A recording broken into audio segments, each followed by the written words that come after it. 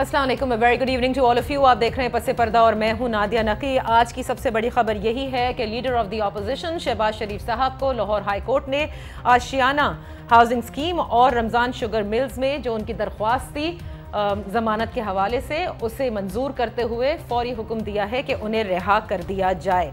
इसके साथ साथ आज अदालत ने जो रिमार्क्स दिए उसमें कहा गया कि हमजा शहबाज से मुताल्लिक जब नैब ने कहा कि उनकी गिरफ्तारी की ज़रूरत नहीं, असल बेनिफिशरी के बजाय वालिद को गिरफ्तार करना समझ से बालातर है, ये कहना था आज अदालत का। असल बेनिफिशरी के बजाय वालिद को गिरफ्तार किया गया, आपके मकासद कुछ और होंगे। बहरहाल आज जब ये रिहाई हुई तो उसके बाद हमने देखा कि नून लीग की तरफ से इजहार तशक्कुर था। तर्जुमान नून लीग का कहना था कि डाकू डाकू चोर चोर कहने वालों के लिए आज मातम है, जबकि आज हक और सच की फतह हुई है। इसी पर कुछ देर पहले वफाकी वज़ीर इत्तलात जनाब फवाद चौधरी साहब ने काबीना के इजलास के हवाले से जब प्रेस कॉन्फ्रेंस की तो उन्होंने ये कहा, जब उनसे ये सवाल पूछा गया कि आज की इस रिहाई के हवाले से आप क्या कहते हैं, तो वो ज़्यादा खुश न नज़र आए और उन्होंने यही कहा कि ये नैब के लिए लम्हा फ़िक्रिया है और ये जो इमरान खान साहब जब तक वज़ीर आज़म नहीं बने थे और अपोजिशन में भी थे, जब से लेके आज तक जो वो बात कहते हैं वो सही साबित हो रही है।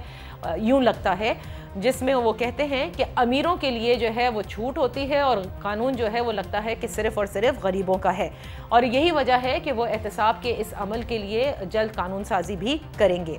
फवाद चौधरी साहब की इस बयान के साथ साथ आपको ये भी बताते चलें कि नैब के एग्जीक्यूटिव बोर्ड का आज इजलास भी हुआ, जिसकी सदारत चेयरमैन नैब ने भी की और उन्होंने साथ में ये कहा कि मंतकी अंजाम तक मेगा करप्शन केसेस को ज़रूर पहुँचाएंगे और दीगर केसेस के हवाले से इन्वेस्टिगेशंस खोलने की आज मंजूरी भी दी गई, जिनमें बहुत सारे नाम आए। कुछ नामों का अगर मैं तस्करा जिक्र करती चलूँ तो वो है चौधरी बरादरान के हवाले से, हिना रब्बानी खर साहिबा के हवाले से और दीगर जो सरकारी अफसरान हैं उनके हवाले से। अब सवाल ये पैदा होता है कि अपोजिशन लीडर शहबाज शरीफ साहब की रिहाई के बाद क्या पाकिस्तान तहरीक इंसाफ का जो नैरेटिव है वो वीक होता नज़र आ रहा है, और दूसरी तरफ नैब पर कई सवालिया निशान उठा रहे हैं, खुद हुकूमत भी पहले भी उठा चुकी है और अब भी उठाया जा रहा है। क्या वाकई नैब के लिए लम्हा फ़िक्रिया है और क्या इस कवानीन में कोई अब तरमीम होनी चाहिए और इसके लिए हुकूमत तैयार है या नहीं? अपने मोहतरम मेहमानों का तारुफ कराते चलो। इस्लामाबाद में हमारे साथ तशरीफ़ फरमा हैं आफ्ताब जहांगीर साहब, कौमी असम्बली के मेंबर हैं पाकिस्तान तहरीक इंसाफ से।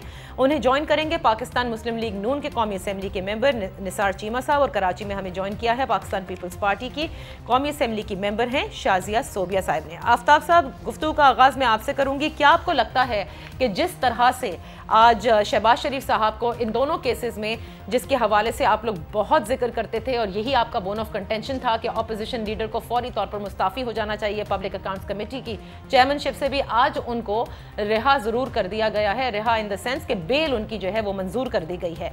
आपको लगता है आपका नैरेटिव आहिस्ता आहिस्ता ये जो करप्शन के खिलाफ है ये ज़रा वीक होता चला जा रहा है? जी बिस्मिल्लाहिर्रहमानिर्रहीम, बहुत शुक्रिया नादिया कि आपने मुझे अपने प्रोग्राम में मौका दिया और इस अहम दिन में जिसमें अपोजिशन लीडर को ज़मानत पर रिहाई मिली है। देखिए, इससे एक चीज़ तो ये साबित हुई जो कि अपोजिशन का एक शोर था कि हुकूमत जो है वो इंतकाम पर उतरी हुई है, तो इससे ये महसूस होता है कि हुकूमत का किसी उस मामले में भी अमल दखल नहीं है। अदालतें आज़ाद हैं, नैब अपना काम कर रही है, इदारे आज़ाद हैं। अब अदालत ने फैसला किया है कि उन्हें ज़मानत पर रहा किया जाए, तो ठीक है, बिल्कुल उन्हें रहा किया गया है, वो आएँ और अपना किरदार अदा करें और केस को भी अपने साथ साथ लड़ते रहें आगे चल के, क्योंकि अब सुना है नैब जो है वो सुप्रीम कोर्ट में जा रही है अपील के लिए, तो आगे देखते हैं क्या होता है। तो ये सारी चीज़ें तो साथ चलती रहेंगी, लेकिन ये कि कम से कम ये चीज़ क्लियर हुई कि हुकूमत वक्त का इसमें कोई अमल दखल नहीं है। आप लोगों का नैरेटिव वीक होता है या नहीं होता इससे? नहीं, हमारा कोई नैरेटिव वीक नहीं होता, बल्कि ये हम ये समझते हैं कि इससे मजीद मजबूत होता है, क्योंकि जब आप एहतसाब के अमल में हो और शफाफ एहतसाब हो रहा हो तो उससे हुकूमत का जो है नैरेटिव मजबूत होता है। हाँ, अगर उसमें अमल दखल हो जैसे माजी में होता रहा है तो उसमें फिर आप कह सकती हैं कि ये अच्छा, आपको लगता है कि वीक नहीं पड़ा है आपका नैरेटिव? और ऑफ कोर्स ये बात तो बिल्कुल सही साबित हुई है कि आप जो कह रहे हैं कि एक खुद मुख्तार इदारा है और अदालतें आज़ाद हैं, हुकूमत का कोई अमल दखल नहीं है। चीमा साहब, having said that, Fawad Chaudhry साहब आज ज़्यादा खुश नज़र नहीं आ रहे थे और उन्होंने तो यहाँ तक कहा कि ये लम्हा फिक्रिया है नैब के लिए, और ज़रूर नैब के ऊपर ये सवाल उठते हैं कि किस किस्म का वो केस जो है वो प्रेजेंट करते हैं कि बेल भी हो जाती है, और रिमार्क्स जैसे मैंने इब्तिदा में कहे कि जब बेनिफिशरी जो है चेयरमैन जो थे रमज़ान शुगर मिल के, वो हमजा शरीफ थे, तो उनके वालिद को किस लिए गिरफ्तार किया गया, ये भी रिमार्क्स आए हैं। तो यकीनन नैब के लिए वाकई लम्हा फिक्रिया है कि किस तरह से लोगों को वो अरेस्ट करता है, जो तरीका कार है उस पर तो कई सवालात अब उठाए जा रहे हैं। देखिए नादिया, असल बात यह है, जो लम्हा फिक्रिया है बिल्कुल सही है, आपने कहा कि ये नैब के लिए यकीनन लम्हा फिक्रिया है। जिस तरह उन्होंने एक उनका और हुकूमत का गठजोड़ है, अलायंस है, अब भी, और वो इंफॉर्मेशन मिनिस्टर साहब जो फरमा रहे हैं कि लम्हा फिक्रिया बिल्कुल सही है उनके लिए और नैब के लिए, इनके मुश्तरका जो अलायंस है उसके लिए लम्हा फिक्रिया है। हमें उनके बारे में कभी भी किसी हुस्न ज़न से हमने काम नहीं लिया, ना हमें कोई खुशफहमी है, लेकिन अदालतों के मामले में हमें एतमाद है कि जब भी एक आज़ादाना तरीके से इंक्वायरी होगी, इन्वेस्टिगेशन होगी, उसके नतीजे में जब फैसले होंगे तो इंशाअल्लाह, चूँकि हमारे हाथ साफ है, हमारा दामन साफ है, इसलिए हमें अल्लाह ताला के फजल व करम से पूरा यकीन है कि इंशाअल्लाह हम सुरखरू होंगे जिस तरह आज हम सुरखरू हुए हैं।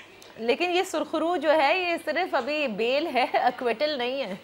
जी बिल्कुल सही है, बिल्कुल सही है। जब वो स्टेज आएगी तो उसके बारे में भी जिस तरह मैंने गुजारिश की कि हमारा ज़मीर साफ है, हमारे दिल साफ है, हमारा दामन साफ है, इसलिए हमें यकीन है, अल्लाह ताला के फजल व करम से यकीन है कि इंशाअल्लाह उस स्टेज पे भी हम सुरखरू होंगे जिस तरह आज सुरखरू हुए हैं। अच्छा, शाजिया सोबिया साहिबा को ज़रा गुफ्तगू में मैं शामिल करना चाहूँगी। नैब के हवाले से पहले भी जरदारी साहब खुद भी बहुत कुछ बयान कर चुके हैं, लेकिन आज जैसे रिहाई हुई, जो रिमार्क्स अदालत में जज साहब ने दिए है, आपको लगता है कि जो तरीक़ाकार है जिसमें हमने प्रोफेसर्स के साथ जो कुछ हुआ नैब को करते देखा गया, लीडर ऑफ द ऑपोजिशन हो या दीगर जिनको भी नैब अरेस्ट करता है, कि ये वाकई सिर्फ पगड़ियाँ उछाली जा रही हैं या नैब में कि प्रोसिक्यूशन वीक है, जैसे फवाद चौधरी साहब ने आपसे कुछ देर पहले कहा?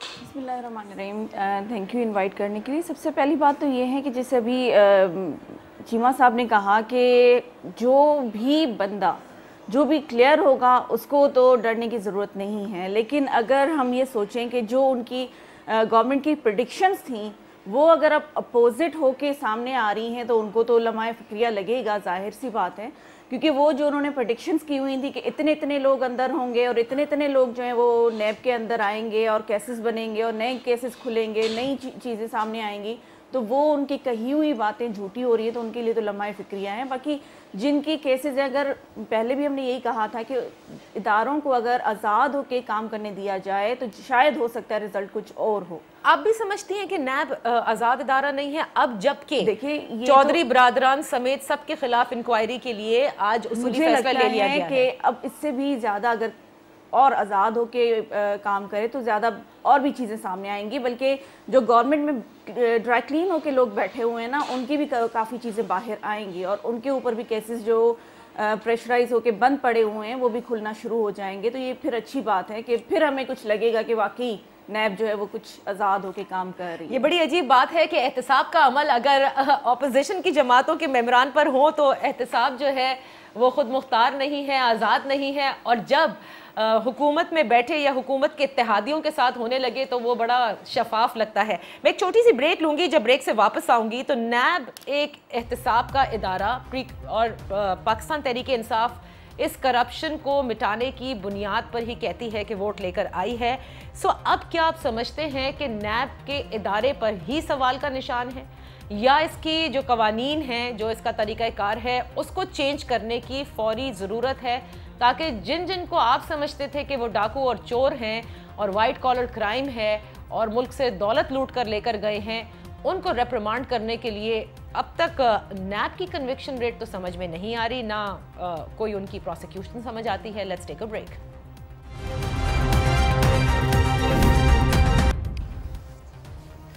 ऑपोजिशन लीडर शहबाज शरीफ साहब की रिहाई के हवाले से आज हम ये बात कर रहे हैं कि पाकिस्तान तहरीक इंसाफ की हुकूमत क्या एहतसाब के इस अमल से खुश है या नहीं है, या इसमें मजीद किसी किस्म की बेहतरी अगर लाना चाहती है तो वो क्या होगी। निसार चीमा साहब, आफ्ताब जहांगीर साहब और शाजिया सोबिया साहिबा हमारे साथ इस गुफ्तगू का हिस्सा है। मैं आपसे ये जानना चाहूँगी आफ्ताब साहब, do you not think that, देखें बहुत सी चीज़ें आप लोग कहते हैं ना कि इंसान जो है वो इर्तिकाई अमल से ही सीखता आया है और सीखता है, और हम भी हुकूमत में रह के सीख रहे हैं। अब आपको समझ में आता है कि ये जो कॉन्फ्रंटेशन की सियासत वो ऑपोजिशन और ट्रेजरी बेंचेस में मुस्तकिल चल रही है, स्पेशली पब्लिक अकाउंट्स कमेटी को लेकर कितने सारे दिन सर्व कर दिए गए सिर्फ इस बयानात में कि मुस्ताफ़ी हो जाएं जब से अलीम खान साहब गिरफ्तार हुए नैब में। अब अगर वो मुस्ताफ़ी हो जाते तो आज की इस रिहाई के बाद फिर क्या रह जाता। So do you not think that now the concentration should be less of political instability, more of working? अच्छा देखिए नादिया, पहली बात तो ये कि मैं ये समझता हूँ कि आपको हुकूमत का अमल दखल उस सूरत में नज़र आता कि जब हम नैब की प्रोसिक्यूशन के अंदर भी अमल दखल करते। आपको मालूम है कि अपोजिट पार्टीज जो हैं वो करोड़ों रुपए के वकला करती हैं, हाईली पेड लॉयर्स होते हैं उनके पास बड़े मारूफ फर्म्स होती हैं, और उसके मुकाबले में नैब के, मैं ज़ाती अब अगर मैं ये बात कह रहा हूँ मुझे कहनी तो नहीं चाहिए, लेकिन मुझे ऐसा लगता है किसी लॉ फर्म का जो ट्रेनी ऑफिसर होता है ना, उसको लॉ फर्म्स वाले हायर करते हैं। तो आप मुझे बताएं कि मुकाबला कैसे होगा, ये तो बड़ा मुश्किल है। अच्छा, इसलिए अमूमन नायब सर अरेस्ट करता है ना नैब, क्योंकि वो कहता है कि इतना मवाद है हमारे पास इनके खिलाफ। मैं यही तो कह रहा हूँ कि मैं यही बात कर रहा हूँ कि जब वो गिरफ्तार करता है तो उसको चाहिए कि उसके लिए फिर तैयारी भी मुकम्मल करके ऐसे वकला की पैनल हो कि जैसे जब वो कोई बड़ा वकील सामने हो तो उसके मुकाबले का वकील हो, ना कि ऐसा वकील हो कि जो बेचारा उस वक्त सामने वाले वकील को देख के ही वो परेशान हो जाए, कोई आर्ग्यूमेंट्स ही ना दे सके। तो इस तरह, क्योंकि हमारी जो जस्टिस सिस्टम है वो शवाहिद और आर्ग्यूमेंट्स के ऊपर बेस करता है, तो वो जब ये देखता है कि कमजोर आर्गुमेंट्स हैं, एक तो मेरा ये है, और दूसरा हो सकता है कि मेरा अपना एक ख्याल है कि ये जितनी भी नैब के अंदर अपॉइंटीज हैं या चेयरमैन नैब है, ये भी माजी की दो हुकूमतों का आपस में डॉले के बाद इन्हें अपॉइंट किया गया। तो कहीं ऐसा तो नहीं कि ये जान के ये सारी सूरत हाल पैदा की जा रही हो। आप क्या नैब के चेयरमैन के पर सवाल उठा रहे हैं? नहीं, मेरी राय है, मैं उसको, मुझे राय अपने देने का हक हासिल है। आप सिटिंग एमएनए हैं, आपकी राय मैं ये समझता हूँ कि जितने भी अपॉइंटमेंट्स हुए हैं ये हमारे दौर के नहीं है नैब के अंदर, ना हमारा इसमें कोई अमल दखल है, तो ये सारे कहीं ना कहीं से अपॉइंट होके आए हैं, तभी वो कमजोर प्रोसिक्यूशन हो रही है। अब आप ये मैंने एक दफा पहले भी ये प्रोग्राम में, बहुत पहले किसी के प्रोग्राम में ये बात की थी। एक मिनट रुक जाएं, यहीं पर कता कलामी के लिए माफी चाहूंगी। जब नैब गिरफ्तार कर रहा था तब आप कह रहे थे कि इन्हीं लोगों ने अपॉइंट किया है। मैंने उस वक्त भी एक प्रोग्राम में ये बात की थी कि ये गिरफ्तारियां हो रही हैं, निकल रही हैं। हाँ, आज जब रिहाई हो गई तो भी सर मैं उस बात पे नहीं, मैंने जिस वक्त गिरफ्तारी हो रही थी नादिया, उस वक्त भी मैंने ये बात कही थी किसी प्रोग्राम में कि ये मुझे ऐसा लगता है, क्योंकि मैं ये समझता हूं कि अगर मुकाबला बराबर का हो, केस तो पेश कर दिया, लेकिन उसके आर्ग्यूमेंट्स के तौर पर अगर एक मुनासिब आदमी दोनों तरफ से होंगे तो केस और आर्ग्यूमेंट्स की बुनियाद पर मैं समझता हूं कि केस में बैलेंस होगा, जो कि इस वक्त नजर नहीं आ रहा। अच्छा, जल्दी से इस बात का जवाब दें, शोर कम मचाना चाहिए था ना, वेट करना चाहिए था? नहीं, आप समझते हैं कि बहुत टाइम लगता है, बहुत टाइम। हाँ, बात यह है कि अगर फॉर एग्जाम्पल अभी एक मिसाल दे रहा हूँ कि हम तो ये बात पहले भी कहते थे और अब भी कह रहे हैं कि हमारा ये राइट्स था, हम ये समझते थे कि अभी उन्हें सिर्फ जमानत मिली है, अभी सुप्रीम कोर्ट के अंदर अपील दाखिल होगी और उसके ऊपर इस जमानत की केस तो अपनी जगह पर मौजूद है। मैं अब भी ये समझता हूँ कि जिस किसी के ऊपर भी कोई भी केस हो, उसको जब तक बाइज्जत तौर पे बिल्कुल बरी नहीं कर दिया जाता, उस वक्त तक उसको किसी ऐसे मनसब पे नहीं बैठना चाहिए। तो फिर तो पार्लियामेंट में बहुत सारे हैं भाई जिसके जो तो बिल्कुल जिनके ऊपर भी है, ये इसमें कतई नजर कि वो किस पार्टी से उनका ताल्लुक है, ये मेरी जाती राय है।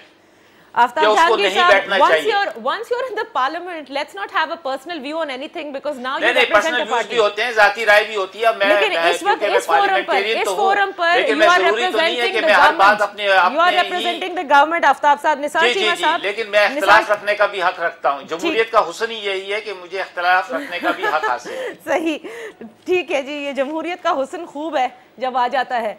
अच्छा निसार, तब उस वक्त भी होता है कि जब कोर्ट फैसला करता है तो कहते हैं कि जी ये 22 है, और जब कोर्ट आजाद करता है तो ये मिठाइयां बांटी जाती है, तो उस वक्त भी कोर्ट्स के ऊपर भी आप लोग बता रहे थे कि नैब जो है वो कासा लेस है हुकूमत का और गठ जोड़ है। आज ये साबित हो रहा है कि आपका कासा लेस है। जिसको आप लोग कहते थे उसको नायब गिरफ्तार कर लेता है। अलीम खान साहब का जिक्र करते थे, कर लिया गिरफ्तार। चौधरी बरादरान के पीछे हाथ धोकर आप पड़े थे, आज इन्वेस्टिगेशन के लिए मंजूरी हो गई एग्जीक्यूटिव बोर्ड से। So who are you patronising? फिर क्या जहांगीर साहब कल अलीम खान को बाइज्जत बरी कर देते हैं या उसकी जमानत हो जाती है तो फिर अपोजिशन कहां पे खड़ी है? चीमा साहब answer, we have little time. जी चीमा साहब। जी देखिए, बात यह है कि जहाँ तक आफ्ताब जहांगीर साहब का ये कहना है, बड़े शरीफ आदमी है, नोबल आदमी है, मेरे दिल में इनका बड़ा एहतराम है। इन्होंने ये फरमाया कि जिस किसी के ऊपर भी कोई इल्ज़ाम है तो उसको उस मनसब से हट जाना चाहिए। तो मैं बड़े अदब के साथ गुजारिश करूँगा कि ये इल्ज़ाम तो वज़ीर आज़म साहब के ऊपर भी है, इनकी कैबिनेट के कई मेंबर्स के ऊपर भी हैं कि आप वज़ीर आज़म साहब को अपने मनसब से हट जाना चाहिए जब तक कि वो क्लियर ना हो। देखें, बात यह है कि जब तक कोई कोर्ट ऑफ लॉ कुछ किसी को कन्विक्ट नहीं करती तो उसको हमें मुजरम नहीं समझना चाहिए, सीधी बात है। दूसरी बात यह है कि ये बड़े अफसोस की बात है कि जो इदारा भी, खा वो जुडिशरी हो, खा वो नैब हो, खा वो सिविल सर्विस हो, खा वो पुलिस हो, जहां भी इनको अपनी मर्जी का रिस्पॉन्स नहीं मिलता, ये उसके खिलाफ बातें करने शुरू हो जाते हैं और उसके खिलाफ जहां एक्शन ले सकते हैं एक्शन भी लेते हैं। आप ये देखें, ये डीपोलिटिसाइज करने पे चले थे, बड़े दावे इन्होंने किए थे, बड़े वादे किए थे, पुलिस को डीपोलिटिसाइज हम करेंगे, सिविल सर्विस को डीपोलिटिसाइज करेंगे। आप ये देख लें, डीपीओ पाकपतन से लेके आईजी इस्लामाबाद तक और आईजी और चीफ सेक्रेटरी केपी के साथ इन्होंने क्या किया है। जहां भी इनको अपनी मर्जी का रिस्पॉन्स नहीं मिलता, जहां इनकी मर्जी के मुताबिक वो लोग अफसरान जो हैं वो एक्ट नहीं करते, फौरन उनके खिलाफ ये कार्रवाइयां शुरू हो जाती हैं। अच्छा, अब ये क्या तर्ज अमल? अच्छा, अब आप किस तरह का तर्ज अमल है? ये उसी तरह का तर्ज अमल है जैसे सारी सियासी जमातें करती हैं, बिलशमूल माजरत के साथ आप लोगों के। क्या अगर आप लोगों में से कोई गिरफ्तारी होगी तो आप कहेंगे कि जी वो दबाव का शिकार है? आज ये किसी दौर में इस तरह किया है तो वो जो है वो बिल्कुल ये है कि वो अफसोसनाक है, वो काबिल तकलीद नहीं है। और अगर हमने कभी ऐसा किया है तो मैं आपको यकीन दिलाता हूँ कि अपनी गलतियों से हमने सबक सीखा है। अगर नैब की प्रोसिक्यूशन इतनी वीक है और जैसा आफ्ताब जहांगीर साहब कह रहे हैं कि ऐसा लगता है कि बड़े बड़े तगड़े वकील जैसे खान साहब भी कहा करते थे when he was in opposition, उनके सामने ये बेचारे सरकारी वकील क्या कर लेंगे, ऐसे ही कहा करते थे ना। तो एहतसाब कमीशन भी एक इन्होंने बनाया था केपी में, उसको इन्होंने ख़त्म कर दिया, वहाँ भी नैब है। सो ये बातें समझ नहीं आती। और कुछ दिन पहले आपने ये सुना होगा शाजी साहिबा कि ये लोग बारहा ये कह रहे थे हुकूमत के नैब को मजीद ताकतवर करेंगे, कमज़ोर नहीं करेंगे। देखिए ना मोना, सबसे पहले बात तो ये है, सॉरी नादिया, ये जो है डबल स्टैंडर्ड इनकी जो बातें हैं वो आपको पहले जो ये 100 यू टर्न्स हम काउंट कर रहे थे ना, उनमें से एक और बात है। देखिए, अभी बात कर रहे थे चीमा साहब और आफ्ताब साहब ने भी ये बात की कि बहुत सारे लोग ऐसे हैं जिन पे अभी केसेस होने हैं, जिनकी इंक्वायरीज़ होनी हैं, जिनके रेफरेंसेस होने हैं। तो अगर इस तरह से करना शुरू किया तो सबसे पहले तो खान साहब खुद जाएंगे, फिर इनके डिफेंस मिनिस्टर जाएंगे, फिर सीएम केपी के जाएंगे और बहुत सारे लोग जो मनी लॉन्ड्रिंग या जो भी केसेस थे जिनके वो ड्राई क्लीन होके इनकी साइड पे बैठे हैं, फिर तो आधे से ज़्यादा कैबिनेट जो है वो तो हट जाएगी इनकी। और दूसरी बात यह है कि ये बात पे मैं एग्री करती हूँ कि प्रोसिक्यूशन जो है वो स्ट्रांग होनी चाहिए। अगर आप किसी भी चीज़ के लिए, अगर आपको पता है कि सामने आपका एक स्ट्रांग कैंडिडेट है, तो उसके सामने फिर आपके वकला जो हैं वो फिर स्ट्रांग होने चाहिए, या फिर ऐसे टीम होनी चाहिए जो उस चीज़ को कॉम्पीट कर सके, या फिर आपके पास इतना मवाद होना चाहिए ना, या फिर आपके पास इतना प्रूफ है, इतना एविडेंस होना चाहिए, एविडेंस होने चाहिए कि आपको बोलने की जरूरत ही ना पड़े और आप सामने रखते जाएं और आपकी बात से ज़्यादा उस एविडेंस से प्रूफ हो जाए कि आप लोगों की कहना क्या चाहते हैं और आप साबित क्या करना चाहते हैं और गिरफ्तार आपने कैसे किया था। अच्छा, मैं एक छोटी सी ब्रेक ले रही हूँ। एक डार्क साइड भी है, एक पहलू बिल्कुल इस चीज़ का है कि क्या वाकई हमारे यहाँ वाइट कॉलर क्राइम कभी नहीं पकड़ा जाएगा? बड़े बड़े नाम तो सुने जाएंगे कि इस केस में उस केस में हैं, तो फिर वाकई मुल्क का पैसा बाहर ऑपोजिशन मेरे ख्याल से अग्री करेगी कि करप्शन तो होती है और तहरीक इंसाफ इसी करप्शन को फाइट भी कर रही है। So who is going to actually you know pull these people down जिन्होंने वाकई इस मुल्क की दौलत लूटी है? वो कोई भी हो सकता है। Let's take a break.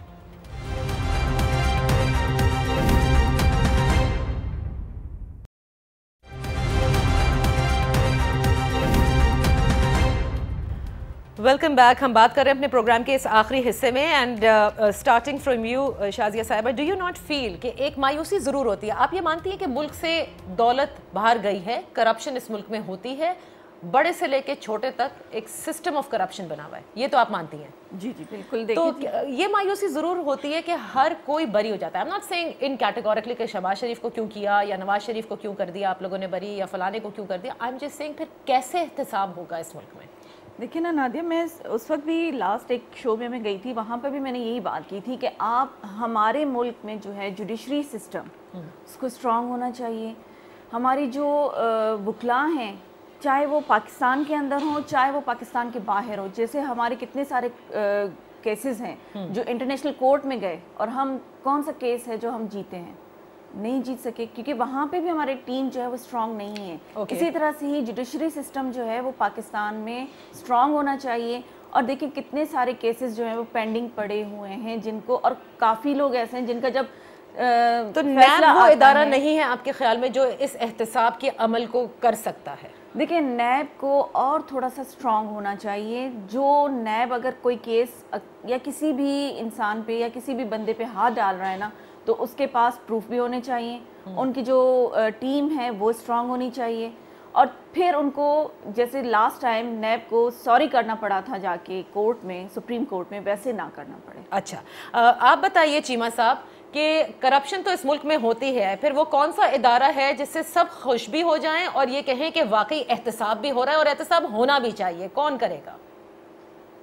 लेकिन नादिया, ऐसा है कि जो इफेक्टिव अकाउंटेबिलिटी है, बहुत मौसर एहतसाब के बगैर तो कोई निज़ाम नहीं चल सकता।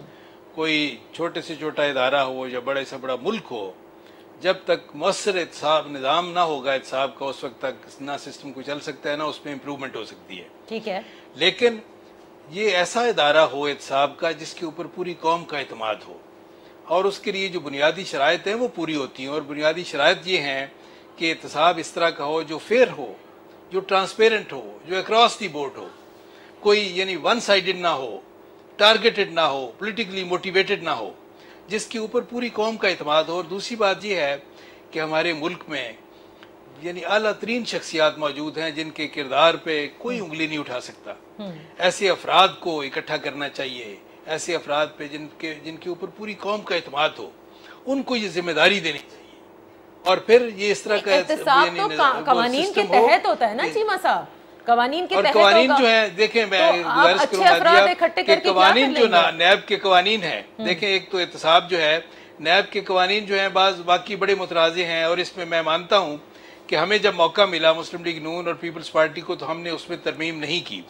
देखें एक बुनियादी जो उसमें एक तरमीम तलब एक कानून है, वो शिक है, वो ये है कि हम ये जो है कि आपने देखे पूरी दुनिया में एस्टेब्लिश लीगल प्रिंसिपल ये है कि जो किसी के ऊपर इल्ज़ाम लगाएगा वो प्रोसिक्यूशन को, इस्तगासे को, वो जो है वो जुर्म साबित करना है, अपना इल्ज़ाम साबित करना है। ठीक है। लेकिन यहाँ ये है कि कहा जाता है कि मुद्दा अलैह जो है जिसके ऊपर इल्ज़ाम लगता है वो साबित करे कि जी आप बेगुनाह हैं। देखें बात ये है कि जो पूरी दुनिया में एस्टैब्लिश लीगल प्रिंसिपल है और इस्लामी कानून भी ये है कि one is presumed to be innocent unless proved otherwise. लेकिन यहाँ ये है कि नैब जिसको चाहे पकड़ ले और कहे जी आप साबित करें कि ये चीजें आपने कहाँ से ली हैं। अगर ये स्टैंडर्ड बना लिया जाए, अगर ये मेयार हो, अगर नैब के कवानीन में तरमीम कर दी जाए तो आप समझते हैं यही वो इदारा है जो इस मुल्क से एहतसाब का अमल सही करके और करप्शन से पाक कर सकेगा? नहीं, ये इदारा तो बनना चाहिए, लेकिन ये जरूरी नहीं है कि ये शख्सियात यही हों। शख्सियात वो हों जिनके ऊपर पूरी कौम का एतमाद हो। ओहो, शख्सियात कौम कहाँ से एतमाद में आ जाती है? हमेशा ऑपोजिशन और हुकूमत मिलकर जो है वो चूज करती है। ये तरीकेकार जो है, मैं जाती तौर पे इसको भी वो कोई इस तरह का नहीं है कि इसमें इस्लाह ना हो सके। यानी ये कि इस तरह का ये जो है कि यानी वज़ीर आज़म साहब और लीडर ऑफ द अपोजिशन मिल के फैसला करें। ये भी कोई ऐसा नहीं है कि ये कोई कुरान हदीस तो नहीं है ना, बिल्कुल ये भी इस्लाह तलब है, मैं समझता हूँ। आफ्ताब जहांगीर साहब, ये है कि आफ्ताब जहांगीर साहब से भी पूछ लेते हैं कि एहतसाब के इस अमल को, जाहिर है आपने तो एहतसाब का नारा लगाकर आए हैं, करना तो है। नैब में अगर आपकी बात समझ गया हूँ, हाँ, तो अब आप बताएं कि हाँ मैं समझ गया। मैं आपको बताऊं, जैसे अभी चीमा साहब ने कहा, मैं ये समझता हूं कि थोड़ी सी तरमीम की जरूरत है। पहली तरमीम तो ये होनी चाहिए कि नैब का जो भी चेयरमैन बने वो पूरे ज्वाइंट सेशन दोनों ऐवानों से मंजूर शुदा हो, उसको बुलाया जाए, उसका इंटरव्यू किया जाए, सबके सामने उसको दिखाया जाए कि भाई जैसे दुनिया में होता है।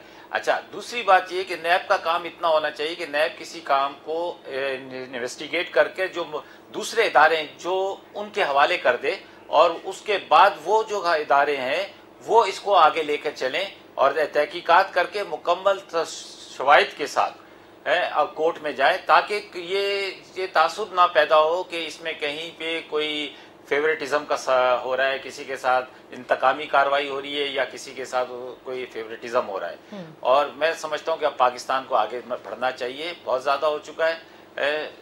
दूसरी बात अभी एक दफ़ा मेरे भाई ने भी की और मेरी बहन ने भी की, तो पाकिस्तान के अंदर वाहिद एक शख्स है जिसका नाम इमरान खान है, जो सुप्रीम कोर्ट से अमीन और सादिक और अमीन सर्टिफाइड करार पाया गया। अल्लाह अकबर, अल्लाह अकबर। चीमा साहब, मैं नहीं कह रहा, ये तो सुप्रीम कोर्ट के वो है, सुप्रीम कोर्ट। मैं सिर्फ अल्लाह अकबर ही कहा है, बस अल्लाह तो है ही बड़ा। नहीं, लेकिन आई एम श्योर के बहुत सारे अरकान असेंबली हैं, मोतबर हैं, सादिक और अमीन हैं, ऐसी बात ना करें आफ्ताब जहांगीर साहब। लेकिन मैंने तो सुप्रीम कोर्ट की बात, इन्होंने बात की थी तो मैंने उसका जवाब दिया। शाज़िया साहिबा जी, आफ्ताब साहब ने कहा ना सादिक और अमीन, तो मैं ये सिर्फ कहना चाहूँगी कि जो अगर वो उनकी सदाकत है और जो अमीन है वो, तो उसमें से कितने लोगों को जॉब्स मिल गई हैं और कितने लोग जो है भूखे नहीं सोते हैं उनके सादिक और अमीन होने से। वो चीज़ ग्राउंड पे नज़र आनी चाहिए ना, वो चीज़ नज़र आनी चाहिए कि भाई आप सादिक और अमीन हैं, कोई परफॉर्मेंस दिखाएं। आप अपनी इनकॉम्पिटेंसी को छुपाने के लिए इतने सारी चीज़ें कर देते हैं, लेकिन अपने सादिक और अमीन होने का कोई तो सबूत दे दें। बट सादिक और अमीन होने से ये तो जरूरी नहीं है कि आप काम भी करते हो। एफिशिएंसी में और नहीं, ऑनेस्टी में फर्क है ना। नहीं, देखें, अगर जो बंदा ऑनेस्ट होगा ना वो काम करेगा भी और करवा के भी दिखाएगा। तो वो कर रहे हैं, अगर आप थोड़ा सा टाइम दें। अभी आप देखें ना, वो उन्होंने बताया भी वज़ीर इत्तलात ने कि भुट्टो साहब के बाद पहली मर्तबा इतनी बड़ी इन्वेस्टमेंट अगर कोई आ रही है पाकिस्तान की, जो इस वक्त पोजीशन बनी है। सही, वो भुट्टो साहब की चीजों को मानते ही नहीं है। वो कहते हैं कि उनकी तो हिस्ट्री करेक्ट होनी चाहिए कि भाई वो 60s में पाकिस्तान ने तरक्की की थी। भाई 60s में जंग हुई थी, उसमें पाकिस्तान पीछे गया था, और 70s में जो न्यूक्लियर पावर बना था और उसमें आपके कैदी भी वापस आए थे। तो उनकी हिस्ट्री तो सही कर दें पहले। एहतसाब सब इस बनाने में भी किरदार था, कैदी करवाने में भी किरदार था। मेरी बीवी नादिया, अगर मुझे इजाजत दें, सिर्फ एक फिक्रा जी कहिए कि देखें, अगर सादिक और अमीन का मेयार यही है कि जो हमारे मुल्क में जिसने सबसे ज्यादा यूटर्न लिए हैं वो सादिक और अमीन है, जिसने कहा कि मैं अल्लाह को हाज़िर नाज़िर जान के नहीं, अल्लाह के सामने मैं एक वादा करता हूँ, पूरी कौम के सामने वादा करता हूँ कि मैं ना किसी मुल्क से भीख मांगूंगा, ना इमदाद लूंगा, ना लोन लूंगा। अंदाजा करें। मैंने देखा है कि लोग अपने बच्चे बेच रहे होते हैं। मैंने अभी कल मैंने देखा इस्लामाबाद के अंदर पार्लियामेंट हाउस के बाहर एक हाथ 4 बच्चे लेकर बैठी थी। बट ये एहतसाब के हवाले से कौम में ये जरा तशवीश जरूर पाई जाती है कि एहतसाब कौन करेगा, कैसे होगा, और हुकूमत को और ऑपोजिशन को मिलकर सोचना होगा कि एहतसाब कैसे किया जाए। नैब के लिए वाकई लम्हा फिक्रिया है कि किस किस्म की प्रोसिक्यूशन वो लेकर जाते हैं। अगर शवाहिद इकट्ठे नहीं होते उनके पास तो फिर वाकई उनके ऊपर ये सवाल बनता है कि आपको पगड़ियाँ उछालने का भी हक नहीं है। इजाज़त दीजिए, अल्लाह हाफ़िज़।